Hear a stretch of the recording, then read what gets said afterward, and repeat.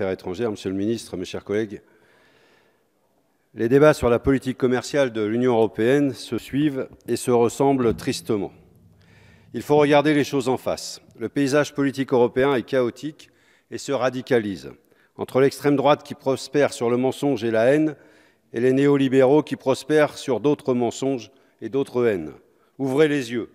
D'où viennent le désespoir et la colère dans notre pays?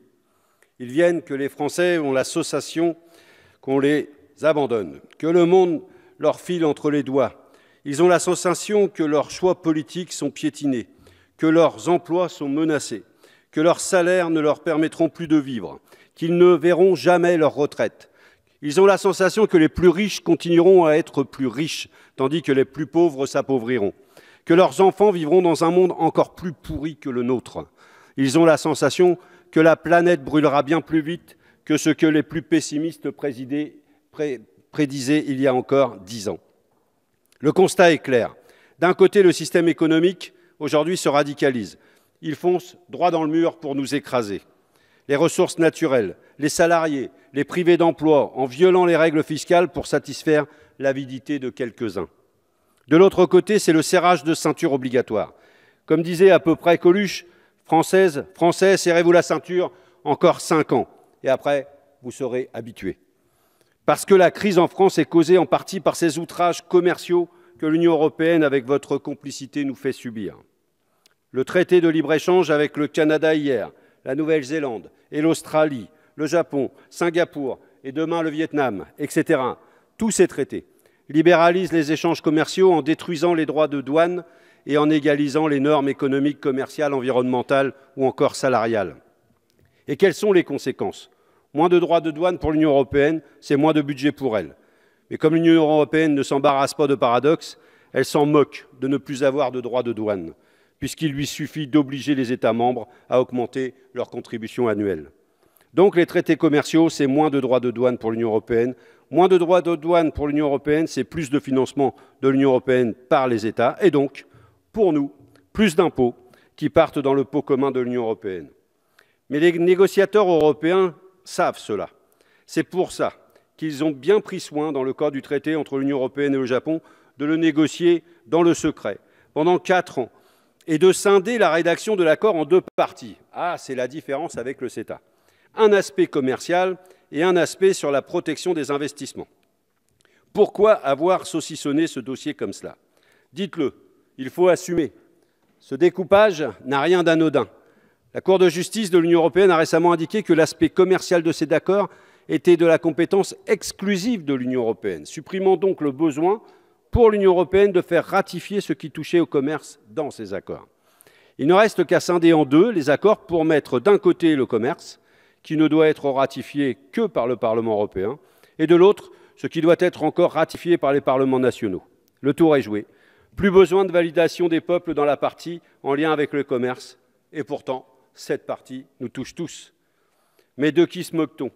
Les peuples en ont assez, des politiciens et des technocrates qui se cachent pour négocier discrètement.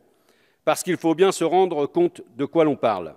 La Commission européenne elle-même indique que le JEFTA n'apportera que peu d'avantages économiques. Un gain, dit-elle, de 0,14% du PIB européen, une création de 100 000 emplois d'ici 2035, ce qui est ridicule par rapport aux 240 millions d'habitants actifs que compte l'Union européenne. Donc, si ce n'est pas les avantages économiques directs qui motivent 4 années de négociations secrètes, c'est autre chose. Mais quoi? L'idéologie libérale, l'idéologie néolibérale. Pierre Bourdieu, en 1998, disait que le néolibéralisme est, je cite, « un programme de destruction des structures collectives capables de faire obstacle à la logique du marché pur ». Nous voilà au cœur du sujet d'aujourd'hui. Au niveau mondial, après l'échec de l'Organisation mondiale du commerce de mettre en œuvre un semblant de régulation, les États et les grandes entreprises ont relancé les négociations d'accords commerciaux bilatéraux où tout est fait pour maximiser le profit des entreprises et détruire tout ce qui le limiterait. Il faut donc se rendre compte de quoi l'on parle. Un traité commercial comme celui avec le Japon a pour but d'affaiblir les ressources publiques en les privant de droits de douane, a pour but d'affaiblir les États en leur imposant des tribunaux d'arbitrage privés dans lesquels les entreprises peuvent attaquer les États lorsqu'ils mettent en place des politiques publiques qui ne leur conviennent pas, a pour but d'affaiblir les salariés en les mettant en concurrence et en nivelant par le bas leur protection. A pour but d'affaiblir les petites entreprises en les mettant en concurrence avec des mastodontes des deux zones économiques, comme ça va être le cas dans l'ouverture des deux zones à certains marchés.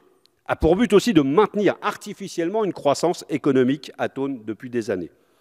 Et a pour but d'augmenter les échanges au mépris de notre environnement. Tout cela correspond à ce programme clair et précis que j'ai décrit plus haut en citant Bourdieu. Plus précisément, le traité Union européenne-Japon, que l'on appelle communément le JEFTA, comporte une gigantesque faille juridique, peut-être volontaire, pour permettre de contourner les accords environnementaux et les droits des travailleurs. Je cite l'article 16.4.1 de l'accord. Chaque mesure adoptée ou maintenue en déclinant, je cite, en déclinant les accords multilatéraux sur l'environnement, ne peut l'être que, je cite, sous réserve que ces mesures ne soient pas appelées d'une manière qui consisterait à un moyen de discrimination arbitraire ou injustifiable contre l'autre partie ou une restriction déguisée du commerce. Je vais vous le dire en bon français, cela signifie simplement que c'est le moins-disant environnemental qui va gagner, comme d'habitude. Encore un exemple. Je cite encore le texte du JEFTA. Je cite « Les engagements des États dans le cadre de l'Organisation internationale du travail sont réaffirmés. » Encore heureux.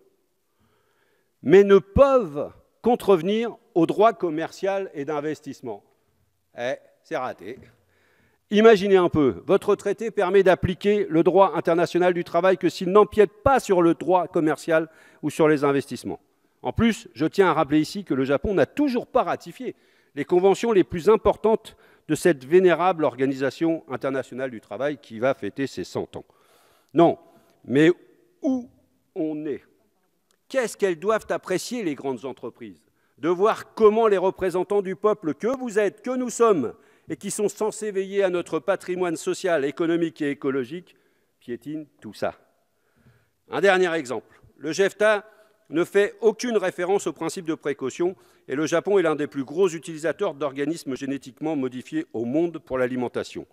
Sans barrière douanière, avec un nivellement par le bas des normes sanitaires et sans possibilité de faire valoir le principe de précaution, que va-t-il se passer? Serait-ce le retour par la fenêtre des OGM que l'on a réussi ici à expulser aux grandes dames des multinationales? Le JEFTA a mis en place un comité de coopération réglementaire qui sera composé de représentants de l'Union européenne, du Japon et de représentants des entreprises multinationales, dans le cadre duquel chacune des parties pourra soumettre des textes réglementaires. Eh bien voilà.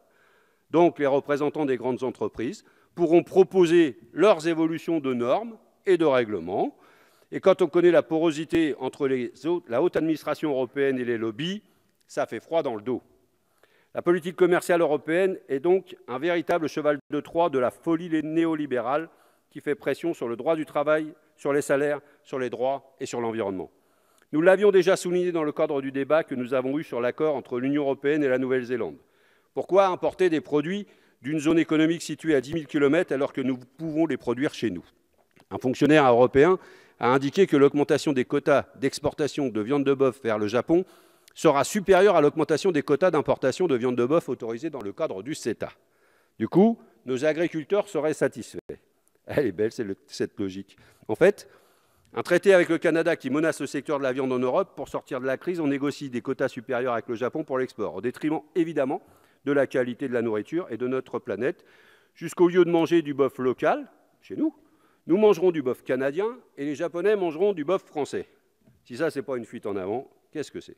Les jeunes en lutte en ce moment vont avoir des arguments pour poursuivre leur action de la grève des jeunes pour le climat, chaque vendredi. Les communistes sont donc parfaitement opposés à ce type d'échange.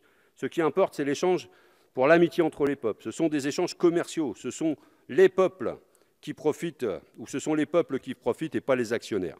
Intensifier les échanges sur les cultures, sur le sport, sur la paix, compris avec le Japon, et nous avons un grand lien avec eux sur ces questions-là. Sur les recherches, pour bâtir un monde qui s'éloigne peu à peu de la concurrence effrénée, perpétuelle, que vous nous obligez avec des traités comme cela. Les peuples européens sont fatigués de ces coups bas que vous leur faites. N'avez-vous donc pas entendu les gilets jaunes, les syndicats, aujourd'hui les jeunes et tellement d'autres qui hurlent pour leur dignité, pour avoir des services publics à la hauteur de notre richesse nationale. Et je termine, Madame la Présidente, ils veulent des moyens importants pour l'éducation de leurs enfants, pour la santé, pour la planète, pour travailler sereinement pour un avenir plein d'humanité. Votre monde devient fou, mesdames et messieurs de la majorité. Il est temps que vous vous en rendiez compte. Nous ne cesserons de nous battre pour le changer. Vous pouvez faire confiance pour cela aux députés communistes. Nous voterons contre votre résolution de campagne.